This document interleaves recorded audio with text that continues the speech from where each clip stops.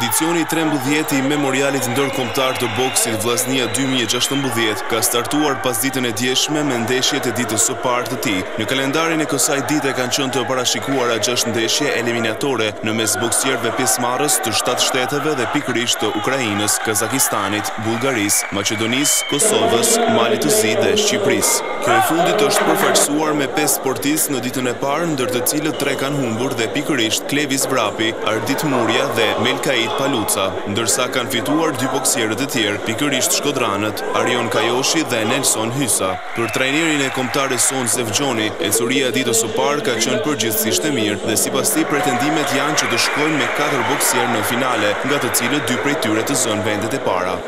E kishit parashikume, këtu pretendoshe. Për mu, nesha më të gjithë Jusuf që i Kajoshi. Bullgaria është një bokser që merr pjesë në kampionatet europiane botërore, shumë frikshëm kam pas. Pjesëmarrja nuk ka kënë shumë e madhe, por niveli është këtu ka edhe bokserët e ABS-s që boksin profesionist, kazak. Për mua bokserët që i njohin, niveli është i kësaj pjesëmarrje është shumë i fortë.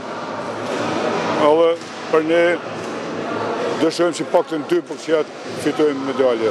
Tifoza presin, po që dita që kanë bërë bileta, nuk lënë televizore, unë nuk di që bënë tu. E kanë myllë pallatin, e kanë bloku.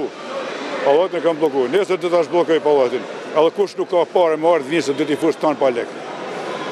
Nuk një as bashkjes kërken për boksin, që boksi fukara boksër dhe vinë tifozat, dhe me kërkuj 1000 lek njësit, absolutisht. Kush djenë tifozat vinë, unë dhe ta shblokoj aty.